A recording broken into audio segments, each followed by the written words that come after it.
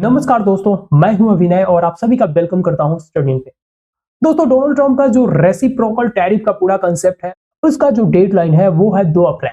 2 अप्रैल आने से पहले ही जो भारत की स्टॉक मार्केट है वो धड़ाम से गिर जाती है, क्रैश हो जाती है। एक तरीके से देखा जाए तो चाहे वो सेंसेक्स हो चाहे वो निफ्टी हो, उसमें बहुत सारे पॉइंट जो है लॉस हो जाते हैं और इसका रीजन है डोनाल्ड ट्रंप का टैरिफ का डर।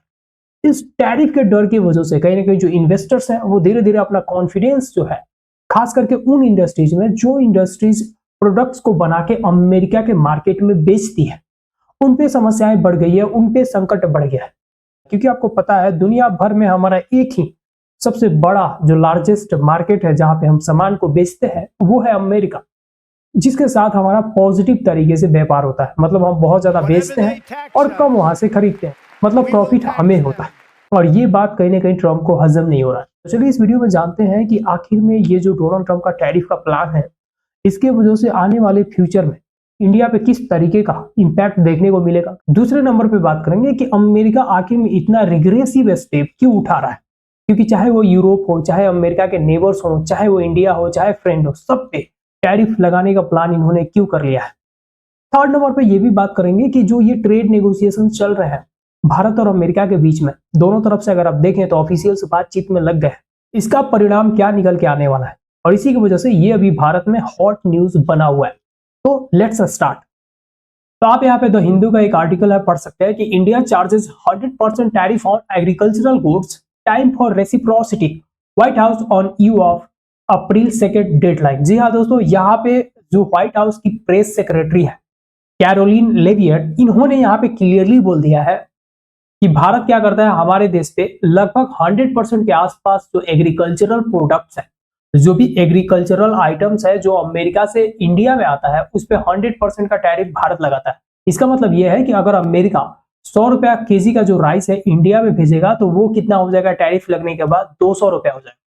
तो इससे आप अंदाजा लगा सकते हैं कि सीधे दुगुना उसका दाम हो जाता है। तो कोई खरीदेगा भी नहीं, क्योंकि दुगुना दाम बहुत ज्यादा हो जाता है। उसके वजह से अमेरिका का जो प्रोडक्ट है इंडिया में नहीं बिकेगा। ऑलरेडी आप ये समझ गए। और इनके हाथ में ये जितने सारे लिस्ट है, इसको आप क्लियरली यहाँ पे नहीं पढ़ पाएंगे, बट मैं यहाँ पे आपको पढ़ के बता देता हूँ कि आखिर में इस लिस्ट में लिखा क्या गया है। दोस्तों, इसमें बहुत सारे कंट्रीज का यहाँ पे नाम दिया गया है कि कौन कौन ऐसे देश हैं जो अमेरिका पे टैक्सेस लगाते हैं किन किन आइटम्स। तो यहाँ पे आप पढ़ सकते हैं 50% के आसपास जो यूरोपियन यूनियन है वो क्या करता है, अमेरिका के डेयरी प्रोडक्ट पे टैरिफ लगाता है। 700 के आसपास जो जापान है वो अमेरिकन राइस पे टैरिफ लगाता है। वही अगर देखा जाए तो इंडिया यहाँ पे 100% का टैरिफ लगाता है एग्रीकल्चरल प्रोडक्ट्स पे। वही अगर कनाडा की बात करें तो ये लोग 300% के आसपास टैरिफ लगाते हैं अमेरिकन बटर एंड चीज पे। जी हाँ दोस्तों, कनाडा जो है अपने आप में बहुत बड़ा डेयरी का प्रोडक्शन करता है, तो इसकी वजह से ये लोग लगाते हैं। तो यहाँ पे आप समझिए कि क्या ये जो पूरा ये जो टैरिफ आप देख रहे हैं, क्या ये नया कॉन्सेप्ट है? तो बिल्कुल ये नया कॉन्सेप्ट नहीं है। जिस कंट्री के पास ज्यादा कैपेसिटी होता है, लेट्स से कि कनाडा के पास क्या है, उसके पास डेयरी प्रोडक्शन का बहुत बड़ा हब है, मतलब वो लोग बहुत ज्यादा डेयरी का प्रोडक्शन करते हैं। तो इसकी वजह से वो लोग क्या करते हैं, दुनिया से जितने सारे डेयरी प्रोडक्ट्स इनके कंट्रीज में आता है उसमें एक हेवी अमाउंट ऑफ टैरिफ लगा देते हैं, ताकि इनका जो डेयरी का प्रोडक्शन है वो नहीं रुकेगा। वही अगर इंडिया की बात करें तो इंडिया का जो एग्रीकल्चरल प्रोडक्ट है, मतलब हद तक अगर देखें आप, चाहे वो राइस की बात करें चाहे वो व्हीट की बात करें, तो बहुत हद तक हम लोग सरप्लस उपजाते हैं, मतलब बहुत ज्यादा उपजाते हैं कि हम यहाँ तक क्या करेंगे, दुनिया को बेचेंगे। और दुनिया से अगर हम अपने यहाँ अलाउ कर देंगे तो हमारा जो प्रोडक्शन है, मतलब अलाउ करने का मतलब ये है कि अगर वो कंट्री भी हमारे यहाँ बेचने लगेगा सेम प्राइस पे, तो क्या होगा, ज्यादा से ज्यादा हमारे यहाँ, मतलब एक तरीके से देखा जाए तो आइटम्स बढ़ जाएंगे। लेट्स से कि बहुत ज्यादा राइस हो गया मार्केट में, तो मार्केट में जब राइस ज्यादा हो जाएगा तो उसका प्राइस क्रैश कर जाएगा, मतलब नीचे चला जाएगा। तो जो भी फार्मर्स उसका प्रोडक्शन करते हैं उनको बहुत हेवी लॉस उठाना पड़ेगा। इसी की वजह से इंडियन गवर्नमेंट या कोई भी गवर्नमेंट यहाँ पे प्रोटेक्ट करती है। लेकिन अमेरिका का जो मूड है वो बदल चुका है, और आपको भी ये बात समझना पड़ेगा कि आखिर में इनका अचानक से मूड क्यों बदल गया, ये क्यों इस तरीके से व्यवहार कर रहे हैं दुनिया के बाकी देशों के साथ। तो देखिए दोस्तों, यहाँ पे क्लियरली आप एक बात समझ लो कि दुनिया का सबसे बड़ा कर्जदार कंट्री कौन है, वो है अमेरिका। जीडीपी जितना है नहीं, उससे 1.5 गुना इनके ऊपर कर्ज बैठा हुआ है। इनको हमेशा ये डर सताता है कि डॉलर का क्या होगा, अगर डॉलर वीकर होते चला जाएगा तो अमेरिका एक दिन डिफॉल्ट कर जाएगा, और अमेरिका अगर डिफॉल्ट कर जाएगा तो अमेरिका ही नहीं खत्म होगा, दुनिया का बहुत अधिकतम जो देश है वो खत्म हो जाएंगे। और चाइना जो है यहाँ पे बहुत ज्यादा आगे निकल जाएगा, क्योंकि चाइना का जो डिपेंडेंसी है बहुत ही कम है दुनिया पे। तो एक तरीके से अगर देखा जाए तो यहाँ पे अमेरिका का सबसे बड़ा जो कंसर्न है वो है कर्ज। सेकेंड नंबर पे ये चाहते हैं कि इनका डॉलर का जो मोनोपोली है वो नहीं खत्म होना चाहिए, क्योंकि ब्रिक्स के जो नेशंस है उन्होंने ऑलरेडी ये क्लियरली कह दिया था कि हमें कोई लेना देना नहीं है तुम्हारे डॉलर से, हम डॉलर को सरपास करेंगे। लेकिन डोनाल्ड ट्रंप के आने के बाद ये चीजें बदल गई हैं। उन्होंने भर भर के लोगों को धमकियां दे रखा है कि बेटा अगर डॉलर से बाहर जाओगे तो इसका कीमत जो है टैरिफ में भरोगे। और इसी के वजह से कहीं ना कहीं यहाँ पे अब एक तरीके से देखा जाए तो डोनाल्ड ट्रंप चाहते हैं कि दुनिया भर की जो कंट्री है वो हेजमनी जो है अमेरिका का एक्सेप्ट कर ले, उनके अनुसार क्या करें, लोग उनके आइटम्स पे टैरिफ कम कर दें। जब उनके आइटम पे टैरिफ कम हो जाएगा तो उनका जो मार्केट है फिर से क्या हो जाएगा, चल पड़ेगा। और जब चल पड़ेगा तो they will start generating lots of profit. तो जब लॉट्स ऑफ प्रॉफिट आएगा तो उनका जो डॉलर है फिर से मजबूत हो जाएगा, कर्ज धीरे धीरे चुकाने लगेंगे। तो एक तरीके से देखा जाए तो इनका पूरा जो प्लान है अमेरिका को सेव करने का प्लान है। सर्वाइवल बहुत जरूरी है अमेरिका के लिए।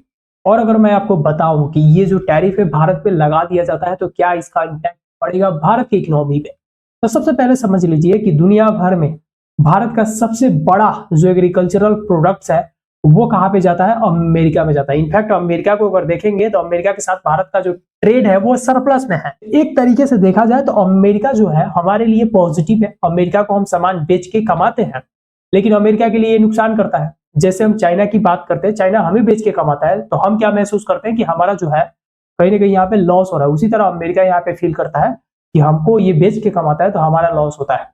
और इसीलिए अमेरिकन क्या चाह रहे हैं अभी कि अभी हमारा दिन खराब चल रहा है तो तुम्हें क्या करना पड़ेगा, ये जितना सारा टैरिफ का बैरियर्स है उसको तुम्हें हटाना पड़ेगा। और यही रीजन था जिसके वजह से दोनों देशों की तरफ से अगर आप देखें कॉमर्स की जो मिनिस्ट्रीज है उनके जो भी पर्सनल थे बातचीत करना शुरू कर दिए थे। यहाँ तक कि मिनिस्टर लेवल का टॉक भी हुआ कि क्या रास्ते हो सकते हैं। यहाँ तक कि इन्होंने बात कर लिया कि ठीक है अगर चीजें बिल्कुल सही से नहीं चलेंगी तो हम लोग एफटीए साइन करेंगे। एफटीए का मतलब होता है फ्री ट्रेड एग्रीमेंट। इसका मतलब ये हो जाएगा कि एक तरीके से देखा जाए तो दोनों कंट्री जिस जिस आइटम को चूज करेगी उस पर क्या होगा, टैरिफ को घटा दिया जाएगा या टैरिफ को नहीं लगाया जाएगा। और ये एक तरीके से देखा जाए तो अगर इसका टर्म्स एंड कंडीशन बढ़िया से नेगोशिएट हो जाता है तो इंडिया को फेवर करेगा। क्योंकि अगर टैरिफ लगा दिया जाएगा तो आप ही सोच के देखिए कि जितने सारे इंडस्ट्रीज हैं, जो भी इंडस्ट्रीज अमेरिका के मार्केट में बेचती है, चाहे वो स्टील बनाए, चाहे एल्यूमिनियम बनाए, चाहे वो एग्रीकल्चरल प्रोडक्ट्स बेचे, जो भी यहाँ पे बेचते हो, वो सारी इंडस्ट्रीज कहाँ जाएंगे अगर टैरिफ लगा दिया जाता है तो वो कहाँ बेचेंगे। इतना जल्दी कोई और मार्केट आप खोज नहीं सकते। मार्केट में ऑलरेडी दूसरे अगर मार्केट में आप जाते भी हो तो वहां पे ऑलरेडी कोई तीसरा प्लेयर होगा जो डोमिनेट कर रखा होगा, तो उसके साथ आपको कम्पीट करना पड़ेगा। तो इस डर की वजह से जो इन्वेस्टर्स होंगे इस कंपनी का वो अपना पैसा यहाँ से खींचना शुरू करेंगे, अपना शेयर बेचना शुरू करेंगे। जब अपना शेयर बेचना शुरू करेंगे तो अचानक से जो इंडियन मार्केट है उसमें भूचाल आ जाएगा, क्रैश हो जाएगा। और इस क्रैश की वजह से चीजें बिल्कुल आउट ऑफ द कंट्रोल हो जाएंगी। लेकिन अगर इसका दूसरा पहलू अगर देखा जाए, अगर एक दूसरा पहलू देखें हम, तो यहाँ पे इंडिया का कमजोरी है। अगर हम अपने मार्केट को ओपन नहीं करेंगे, दुनिया भर की जो कंपनीज है यहाँ पे आएंगी नहीं, तो हमारे यहाँ की जो कंपनीज है वो लोग भी क्या करेंगे, यहाँ पे लेजी बने रहेंगे। लेजी इन द सेंस की भाई जैसे चल रहा है वैसे चलने दो, भारत सरकार तो है ही हमें प्रोटेक्ट करने के लिए। तो ये लोग कभी कॉम्पिटिटेबल नहीं बनेंगे, कंपटीशन के लायक ही नहीं बने। तो ये भी एक कहीं ना कहीं यहाँ पे इंडियन गवर्नमेंट को सोचने की जरूरत है कि क्या समय आ रहा है कि धीरे धीरे टैरिफ को कम किया जाए। अपने यहाँ का जो भी इंडस्ट्रियलिस्ट है, जो भी अपने यहाँ के प्रोड्यूसर्स हैं, उनको भी कहीं ना कहीं यहाँ पे मजबूत बनने की जरूरत है। वैसे आपका क्या थॉट है कमेंट में हमें जरूर बताइए। और अगर आप इस चैनल पर नए हैं तो चैनल को सब्सक्राइब कीजिए, अपने दोस्तों के साथ शेयर कीजिए। तो मिलते हैं फिर नेक्स्ट वीडियो में किसी नए टॉपिक के साथ। तब तक के लिए अपना ख्याल रखिए।